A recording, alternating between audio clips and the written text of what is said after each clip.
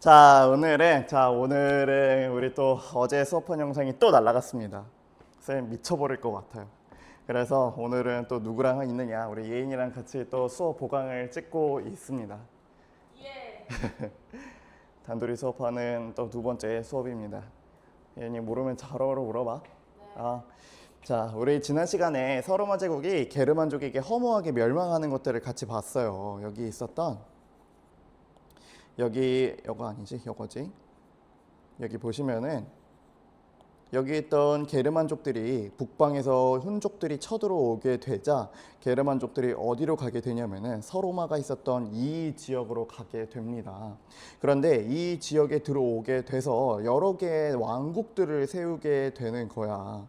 여러 개의 왕국들을 세우게 되고 이 여러 개의 왕국 중에서 이 서로마 지역을 최초로 통일한 왕국이 어디 있죠? 프랑크 왕국입니다. 잘 대답했어요. 프랑크 왕국이 이 전체 지역을 다스리게 되는 것이죠. 왜 그럴 수 있었느냐? 첫 번째로 이동거리가 짧았다라고 하는 점이 굉장히 중요한 포인트이고, 두 번째로는 또 뭐가 있을까요? 이들은 남의 종교를 인정해줬어요? 인정하지 않았어요? 이들의 종교를? 했죠. 이들이 원래 교회에 다녔는데, 이들이 원래 뭐 종교가 없던 사람들이 뭐 불교를 믿던 사람들이라고 쳐봅시다. 선생님이 예인이를 2학년 3반을 공격을 해서 여기를 침략을 한 거야. 선생님이 교회 다니니까 너네 앞으로 불교 믿지 마. 너네 앞으로 전부 다 교회 다녀라고 이야기를 하는 것처럼, 다른 왕국들은 이런 식으로 다른 사람들, 이 원주민들의 종교를 인정하지 않았는데 이 프랑크 왕국의 경우에는 그들의 종교를 인정을 해준 거예요. 너네 교회 다녀? 그래, 그럼 나도 앞으로 교회 다닐게 라고 이야기를 하는 것이죠. 그러면서 이 프랑크 왕국의 전성기를 이끌었었던 카롤루스 대제 같은 경우는 심지어 본인이 정복전쟁을 다니면서 그곳에다가 교회를 세워주기까지 하는 거야. 그러니까 여기에 있었던 교황, 그러니까 종교의 짱이었던 교황이 이 프랑크 왕국의 카롤루스 대제가 너무 마음에 드는 거지. 그래서 서로마 황제의 관까지 씌워주게 되고, 그리고 이후에 프랑크 왕국이 3등분이 되게 됩니다. 카롤루스 대제가 죽고 난 이후에 나라가 3등분이 되게 돼요. 그래서 왼쪽에 있었던 서프랑크는 추후에 뭐가 되는지 기억나요? 찍어봐요. 프요?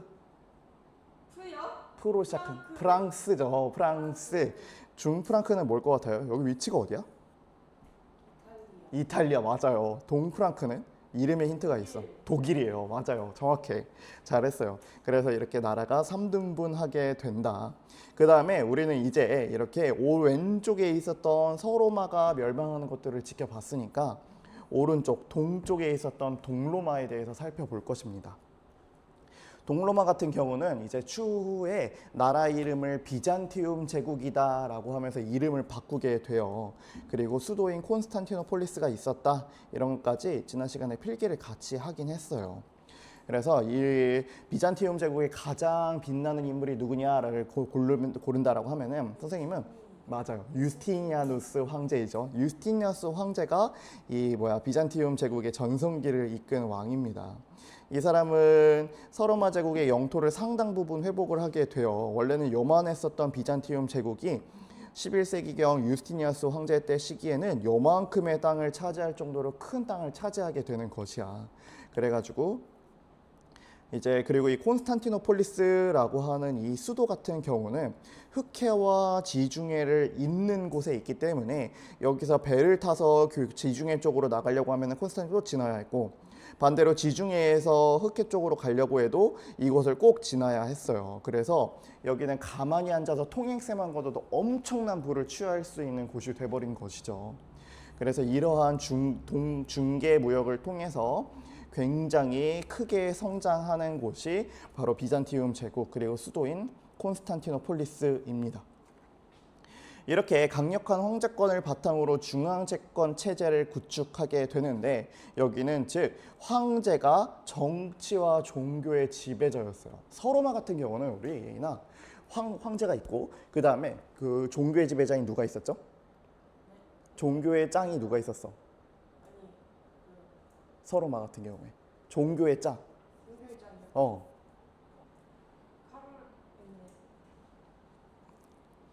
19쪽에 중간에 한번 그 중간에 하면 지도를 한번 봐봐. 중간에서 우리 같이 그린 그 칸 있지.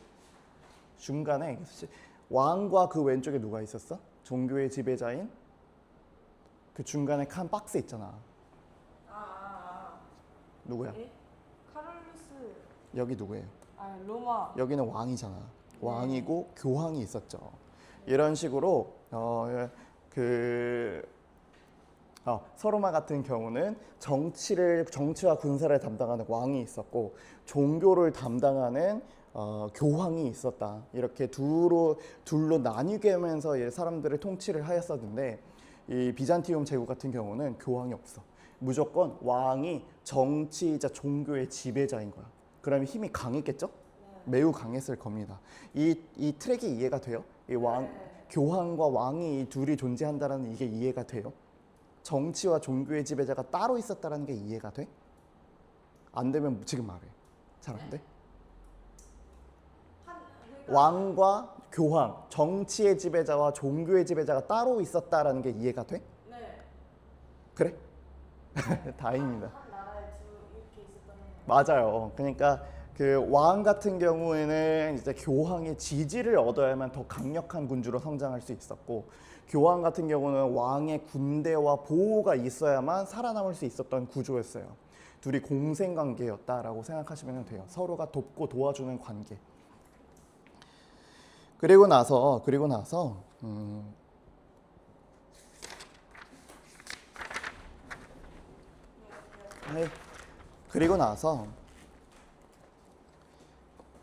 정치와 그런데 문제가 발생을 해요. 6세기 유스티니어스 황제, 이 전성기를 이끈 유스티니어스 황제 때 전쟁도 오래 하고 성당도 크게 지으면서 돈을 너무 펑펑 써대기 시작을 하는 거야. 그래서 황제의 권력은 강했지만 나라에 돈이 없는 상황들이 벌어지게 되는 것이죠. 그런데 이때 이 오른쪽 아래에서 이슬람 세력이라고 하는 강력한 세력들이 비잔티움 제국을 공격하기 시작을 합니다. 그런데 이슬람 세력을 막기 위해서 예인이가 유스티니아스 황제였다라고 하면은 무엇을 백성들에게 주고 싸우게 시킬 것 같아요? 검. 응? 검도 중요하죠. 또 방패. 그런 것도 중요해요. 무엇을 주죠? 네, 무엇을 주냐고요? 땅. 땅입니다. 우리 수빈이 수업을 잘 들었어요. 땅을 주기 시작을 하는 거야. 땅을 주기 시작을 하게 되는 것입니다. 이게 왜 엄청난 사건이었느냐? 기존에는 저기 앉아 있어. 다른 나라 백성들은 남의 땅에서 힘들게 농사짓고 대부분 세금으로 뺏겼는데, 근데 내 이름으로 된 내 땅이 생긴다라는 것들은 엄청난 일이 생긴 거예요. 여러분들이 가게를 하나 냈다라고 생각을 해보세요. 가게를 하나 냈는데 여러분들이 사장님이 일을 더 열심히 할까요? 알바생이 일을 더 열심히? 사장님이 더 일을 열심히 하는 게 일반적입니다. 알바생은 가게가 망해버려도 난 돈 받고 가면 되잖아. 근데 사장님 가게가 망하면 내가 쫄딱 망하잖아. 그렇기 때문에 이 사람들의 마음가짐도 그런 거야. 내가 빌린 땅은 뺏겨도 어차피 내 땅도 아닌데 라는 생각을 가졌는데, 내 땅이 되니까 지켜야 해. 이거 내 재산이야 라고 하면서 지키게 되는 것이지. 이런 식으로 비잔티움 제국들 사람들에게 땅을 나누어 주면서 농민들이 목숨 걸고 싸우게 되고 결국에 이슬람 세력들을 막아내게 되는 사건들이 벌어지게 되는 것이죠. 그리고 나서 이 크리스트 세계의 분열이 벌어지게 됩니다. 서유럽과 동유럽은 같은 크리스트교를 믿지만 예전에는 크게 한판 싸우고 나서 갈라서게 돼요. 그 계기가 바로 여기 있던 726년에 성상 파괴령이라고 하는 것이 있었습니다. 이게 무엇이냐? 성상이라는 게 무엇인지 혹시 기억나요? 예인아? 성상이요?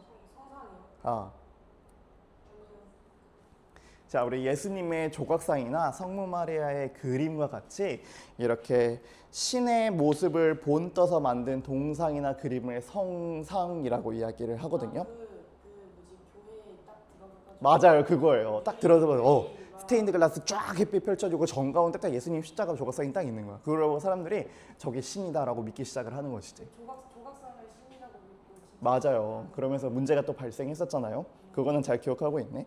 그래서 이 성상에 대해서 이제 동로마, 여기 있는 오른쪽에 있는 비잔티움 제국의 같은 경우에는 그거 쓰지 마. 그거 하나님 아니야. 그거 우리는 진짜 있는 신을 믿어야지 왜 쓸데없는 동상에다가 절하고 그거를 믿어라고 얘기를 하고, 반대로 서로마 같은 경우는 어떠한 입장이었는지 기억나요? 당시 게르만족들이 글을 읽을 수 있었어, 없었어? 없었어. 그래서 무엇을 통해서 전도했다고? 맞아요. 그림 조각상들을 통해서 그것들을 전도하기 시작을 하는 거야. 그래서 서로마 같은 경우는 성경 없으면 안 돼요. 우리 그거 없으면 전도 못 해요. 반대로 비잔티움 아니야. 그거 없어도 할 수 있어야 해라고 이야기를 하기 시작을 하는 거죠. 결국에 서로마와 동로마 사이에, 그러니까 그 프랑크 왕국과 비잔티움 제국 사이에 그리스도교가 분열이 되기 시작을 합니다. 그래서 이 내용을 필기해 보세요. 로마의 가톨릭 교회와 비잔티움 제국의 그리스 정교로 분열이 되었다.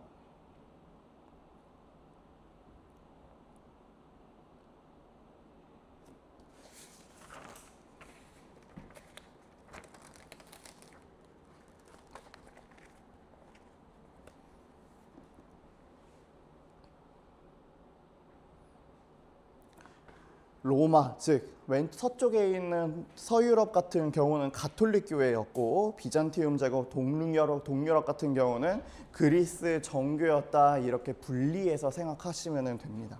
나중에 선생님이 표로 한 번을 다시 한번 정리해 줄게요. 자,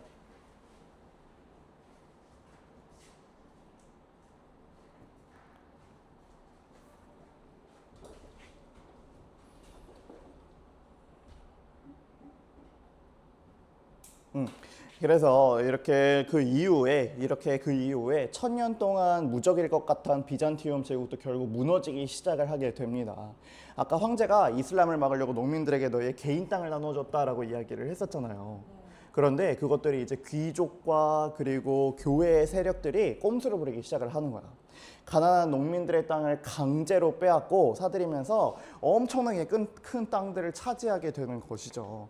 내 땅을 잃어버린 농민들은 하루아침에 거지가 되고, 이거 필기하세요. 자, 귀족들과 교회가 대토지를 소유하기 시작을 하였다. 그로 인해서 스스로의 자기 땅에서 농사하는 이러한 자영농들이 몰락하기 시작을 하게 되는 것입니다. 내 땅이 없어지니까 이제 농사할 곳이 없는 거야. 그러면서 굶어 죽기 시작을 하는 거죠.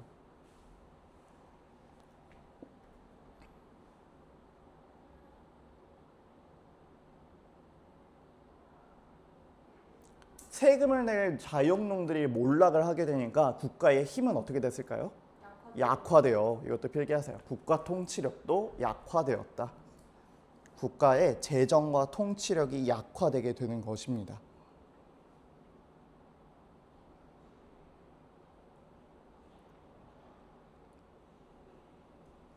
그리고 이것이 제국이 망하는 결정타를 불러오게 돼요. 결국에 오스만 제국, 이렇게 힘이 다 빠져버린 비잔티움 제국을 오스만 제국이라고 하는 이민족이 침입을 하고 결국에 멸망하게 되는 사건들이 벌어지게 됩니다.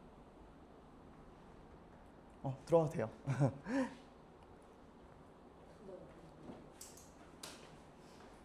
자, 그러면 이제 우리 비잔티움 제국의 문화에 대해서도 같이 볼게요. 이거 필기하세요. 자, 그리스 정교를 바탕으로 두고 그리스 로마 문화와 헬레니즘 문화, 독자적인 문화들이 발전하는 것들이 바로 이 비잔티움 제국의 문화의 특징입니다. 필기하면서 그냥 들으세요. 비잔티움 제국은 원래 동로마였잖아. 동로마였단 말이야. 그래서 로마 문화가 가장 중심이고, 그러나 지리적으로는 아시아와 가깝기 때문에 그리스 문화와 헬레니즘 문화가 결합이 되기 시작을 하는 거예요. 여기에 자신들의 종교인 그리스 정교라고 하는 것들이 더해지면서 독특하고 화려한 문화들이 탄생했다. 어렵죠? 무슨 말인지 모르겠죠? 그냥 여러 가지 문화가 짬뽕이 됐대. 로마인데 그 지역적으로는 아시아 쪽이랑 가까워서 원래 아시아의 문화였던 헬레니즘 문화, 그리스 문화랑 짬뽕이 돼가지고 자기네만의 독특한 문화를 만들었대요. 그 다음에 이들은 그리스어를 사용을 하였고, 그리스어가 공용어였고, 건축 양식으로는 비잔티움 양식이라고 하는 것이 유행하였습니다.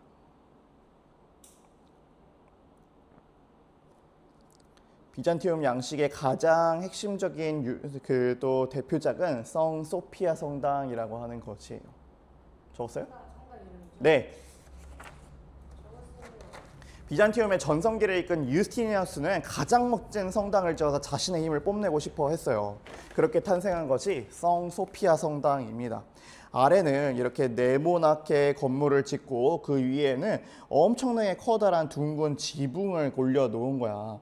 그런데 지붕이 너무 무겁다 보니까 벽을 엄청나게 두껍게 만들고 그리고 창문을 크게 낼 수가 없었어요. 서쪽 유럽 성당들은 창문에 알록달록한 유리를 붙인 스테인드 글라스라는 것들을 붙였지만 이곳은 창문이 너무 작아서 반짝이는 금빛 돌과 유리 조각들을 하나하나 벽에다가 붙이기 시작을 하는 거예요. 그래서 우리 이러한 그 양식을 모자이크 양식이다라고 이야기도 해요. 여기 보시면은 우리 모자이크 이렇게 자세히 가까이서 보면은 약간 여러한 구조인 거 알아요? 네. 여러 모양이잖아요. 여러 모양들이 막 이렇게 있는 거잖아. 그런데 그것들이 여기서 따온 거야. 여기 보시면은 그림이 화질이 구리지만 이렇게 모자이크 형식으로 여기다 금칠을 다 해놓은 겁니다. 그래서 이거는 나중에 빛이 비추면은 어두운 성당에 촛불을 켜면은 벽에 붙은 황금 모자이크가 은은하게 반짝이기 시작을 했대요. 그리고 나서 성당 벽에는 유스티니아누스 황제의 얼굴도 모자이크로 새기고 그의 뒤에 이렇게 후광도 만들어 놓으면서 나는 하나님이 임명한 신이야 라는 것들을 어필하기도 했었던 것이 바로 이거는 선생님 친구가 지금 전 세계 일주 중이거든. 세계 여행 다니고 있는데 본인이 튀르키예에 가서 이 사진을 선생님한테 보내줬어요. 영상을. 아주 멋있는 선생님의 가장 친한 친구예요. 선생님이 보내달라고 했어. 성 소피아 성당. 수업 때 여러분 보여주겠다고. 공사 중 아니에요? 공사 중인데 이 뒷면은 공사 중이고 앞면은 지금 이렇게 제대로 보여주고 있는 거예요. 그리고 여기는 실내예요. 엄청 예쁘죠? 이 전구는 지금 오늘날 만들었겠지만 이건 당시엔 없었죠. 당시엔 촛불로 했는데 그럼에도 불구하고 이러한 빛들이 벽을 비추면서 굉장히 아름다운 모양을 보여줬다라고 이야기도 많이 합니다. 그 다음에 어제는 못 보여줬는데 오늘은 보여줘야지.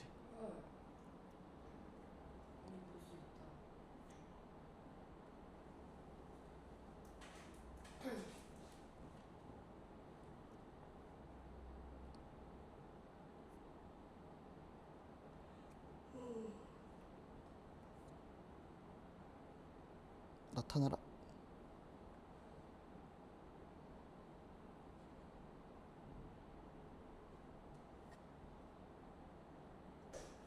천장이 하늘을 본뜬 것처럼 만들지 않았어? 두꺼운 모자를 씌운 모양처럼 들어가면 하늘이 닮았다라고 이야기를 많이 하더라고요. 그래서 이러한 성소피아 성당 같은 것들이 있었다. 그 다음에 법률로는 우리 유스티니아누스 법전을 편찬하면서 로마법을 집대성했었다라고 하는 내용이 있습니다. 법전이요? 네, 유스티니아누스 법전을 편찬하면서 로마법을 집대성하였다. 집대성이라는 말이 어려울 수 있는데 그것이 무엇이냐면은 마스터북을 만들었다라고 생각을 하면 돼요. 당시 로마에는 수백 년간 쌓인 법들이 엉킨 실타래처럼 꼬이고 엉망진창이었는데 황제가 법학자들을 모아서 모순된 법을 버리고 깔끔하게 딱 한 권의 책으로 정리해라 라고 명령을 내린 것이야. 그래서 이것들이 추후에 재판을 할 때는 증거가 있어야 한다, 개인 재산은 법으로 보호받는다 라고 하는 내용들을 통해서 적혀 있다라고 하더라고요. 그래서 이게 1500년 후인 지금 우리나라, 지금 전 세계에도 영향을 미치는 법전으로 영향을 주고 있습니다. 영향은 두 가지만 기억하면 돼요. 그리스, 로마 고전 연구가 활발하게 이루어졌고 이게 추후에 이탈리아 르네상스에 영향을 미치게 됩니다. 그리고 러시아를 비롯한 슬라브족에 전파하면서 동유럽 문화의 바탕이 되기도 했었던 것이 바로 이 비잔티움 문화의 특징입니다.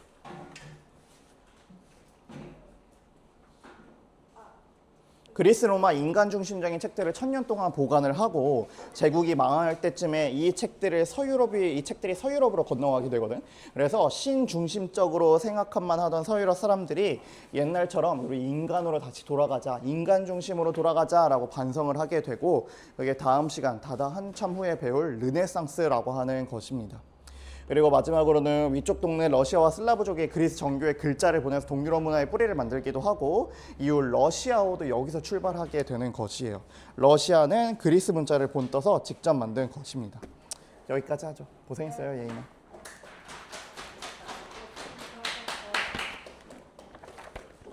안녕하세요.